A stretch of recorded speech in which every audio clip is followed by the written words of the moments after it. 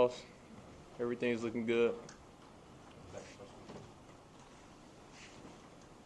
Just a guess, working on underneath, what did you see there? I felt like it was just the same concept that was killing you guys against Colorado State. Was it all lack that of execution, or was it maybe just how it was fit? Oh, you talking about from watching the film?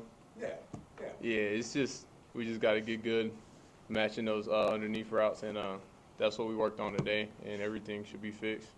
You anticipate a lot of that, I would imagine, moving Yeah. forward. It's just like, the best teams make the best adjustments week to week, like how we made adjustments from TCU to Nebraska, with the run game, playing against a 90% run team.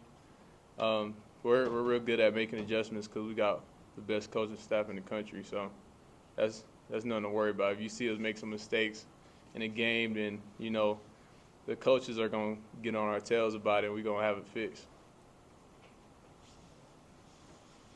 Hey, Shilo, Coach was in here just a little while ago, and he was talking about taking the ball first in overtime.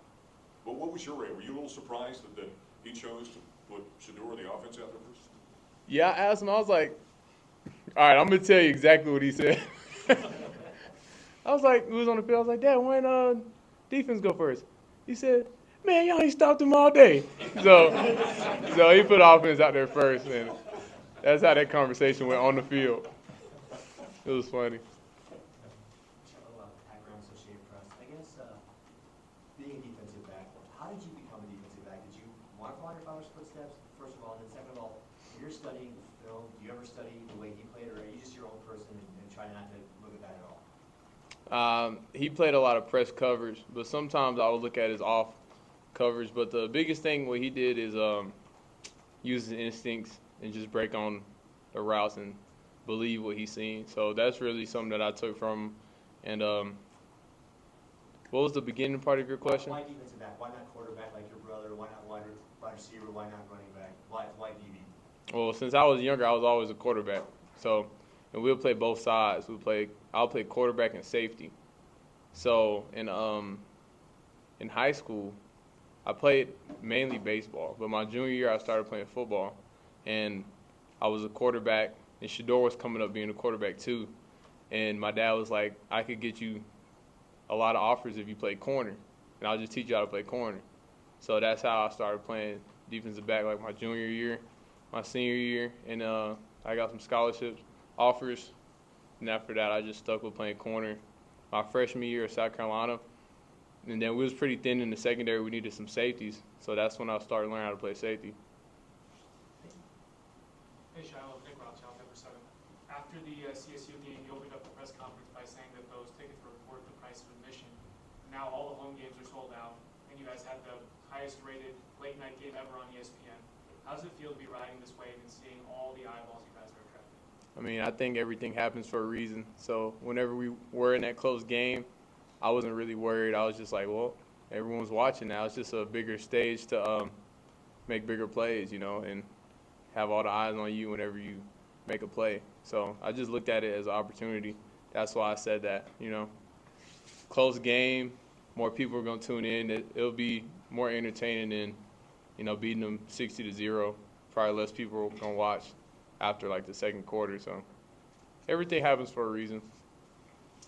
Hey, Shilo, Jack Carlo with Buffalo's Wire. Just with Travis out this week, just who in the secondary has kind of stepped up, and what changes for you guys back there? Right now we got a lot of guys working in a lot of different places and different schemes, But I feel like as a secondary, we're going to be solid for sure. Hey, Shilo, Brian Howell from the Daily Camera. You guys have, it's been up and down defensively, but you guys have made some big plays. What's preventing you guys from really kind of locking in and being solid, start to finish on defense? What do you guys need to do to kind of get to that point? Everyone just needs to do their jobs at all times. I mean, it's football, and the name of the game is seeing who could make the least amount of mistakes. But whenever we just play a game where everyone does their job on defense and offense, then we're going to be the dominant team that we need to be. And I think that's probably going to happen this weekend for sure. Hi, Shilo. Nikki Edwards, CSU Sports Report. Kind of in the same vein as Jack's question. Cameron got an interception. Trevor got an interception. You got a pick 6 during the CSU game. Is that a testament to how good the secondary can be and what you guys are kind of working towards? Like, you guys think we did so good, but we're like, man, we left so many on the table. We could have probably had 2 each that game, you know. So there's always room for improvement, and just our defense, we just get to that ball. So that's what we specialize in, just hustling, playing fast, and it shows up. I'll follow up there. What are you seeing out of Oregon's offense right now? What's going to be the challenge in stopping them in Bo Nix? I mean, it's just football. We just have to play the call that Coach Kelly calls because he's the mastermind behind everything, and just do our assignments and read our keys and just make plays. It's not really that complicated, you know. Tyler King with the Denver Gazette. You guys are playing a team in Oregon this week that has kind of been the Nike school over the past 20 years or so, I would say. But for you guys use different uniform combinations every week. I know you guys did that last season at Jackson State as well with Under Armour. What does that mean for the players in the locker room when you get to have a different uniform combination every week, and now with Nike here doing the same thing? Man, I don't care about no uniforms, man. We trying to win. But like when we were younger, me and Shador used to like all that crazy stuff, you know. But we don't really care like what uniforms it is. Hey, Shilo, I was curious, after you had the interception kind of taken away from you on the play before, were you a little extra geared up to get one after that? Not really. I was like, dang, I got to get one now for sure. But every game I try to get 2 interceptions. I don't just shoot for 1.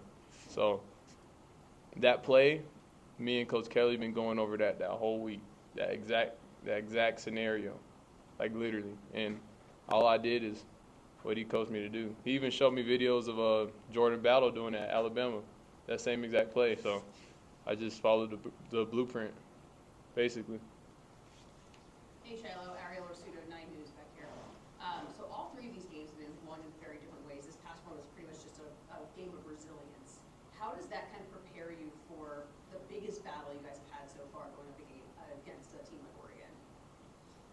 Oh, so far? I mean, every game is a big battle. Like, you can't really compare teams, like, with the rankings like that, you know, because I don't know what TCU was ranked whenever we beat them, but we're not really looking at it as, like, the biggest battle. Every week is the biggest battle because we trying to win every game. So we didn't think CSU was going to be that close. That was a big battle. That was the biggest battle of the season. Nobody thought that, you know what I'm saying? So at the end of the day, we just have to fix what we messed up on in practice, which we're doing, and just continue to get better and better each week. Did a game like that, like with that overtime game, like does that resilience, like, does that kind of prepare you just for whatever the next game is? Yeah, for sure. But, I mean, if we eliminate mistakes, we won't get to that point. So just as a team, with the coaching staff we have, we're just improving and just getting better and better every week. Hey, Shilo McMillan, Fox 31. I think it's really cool to be able to see you and Shador leading both sides of the ball. I'm curious, how did that brotherly competition growing up and leading to these moments push you guys to get the best of yourselves? It was like that in high school too. So we've been doing this for a long time, you know, competing in practice. And if he's playing against guys like us in practice every day, I tell him all the time, bro, you shouldn't be worried about nobody you playing against. And that's how he plays. So. Hey Shilo, back over here. So you now played a 10 a.m. kickoff and an 8:20 p.m. kickoff back to back. Do you have a preference? Do you like one Yes, over the other? I love the 10 a.m. ones. If they could do the same time we practice, which is 9, that would be great too. So I just like. So you want to move it up an hour? Yeah, I just like going ahead, getting it over with. You know what I'm saying? Just doing what we do early in the morning, so you have the rest of the day to, just relax. Whenever it's a 8:30 game or 8, you just have to wait around all day for that game, and it's just late. So I don't know, but I did make a big play late at night. So hey, I might like the night games better, but like in terms of, I feel like the early games for everyone, like in the city, for everyone watching, because people was up at like 1 a.m., 2 a.m. in other places watching the game. So I think I'm gonna go with the early games. Travis mentioned on the Bleacher Report live show yesterday that you were one of the first people to call him after the game. Can you provide us any details on that conversation and just what you said to him after the game? Man, Travis, my guy. Every time we stay in the same hotel room, and we usually switch off like ordering each other food. Like in the mornings, like for the second game, I think he ordered me so much food from McDonald's. And then next time I was like, bro, what you want, bro? You know I got you. And I got him some Chick-fil-A. But, man, losing Travis is like losing two players, so, because he plays offense and defense. But I just had to make sure he was all right. I really wanted to whoop that dude that did that to him for real, like after the game or something. Like, if I see him just around here somewhere, you got to watch out. But that really made me mad, you know, just seeing him try to play dirty like that. And that was crazy. I thought like something would happen like punishment wise, but because if one of us did something like that, if I did that, I think it would be like way crazier than that. Like they would have kicked me out for sure. So I didn't really like that, but I just called to make sure he was all right. Two more questions. Shilo, you guys are starting Pac-12 play now. It's obviously Colorado's last season in Pac-12, but you're first. Are you excited about being in this conference and playing in this conference, or does it just seem like another game? This conference, I love this conference. They throw it, and I like how they put the ball in the air in this conference for sure. You got a lot of good quarterbacks and a lot of good receivers and players in this conference, and I feel like Shador doing his thing, they trying to catch up by, you know, catching them in yards and stuff, so they probably going to try to throw it, especially when they go against him in the game. So that would be good for me when I catch the ball that they throw and take it to the house, you know. Last question. Hey Shilo, Charlie Hewitt, CSU Independent. Your brother Shador seemed really up his game in the clutch. Has he always been like that? Yeah, for sure. Even at Jackson State, we had a game similar to that one, and he had a drive like that before with Travis. You know, they didn't be dirty to Travis, so he, you know, stayed in the whole game. But they did that at Jackson State too, and it came down to one play at the end of the game. But 2-point conversion. yeah, but they drove it down the field and made it happen. So I don't think like big moments like that really get to us, because at the end of the day it's just football, and your coach gives you a play, you run the play, do your job, and then you're gonna do good if you do your assignment. Thank you, Shilo. I appreciate y'all. Thanks, Shilo.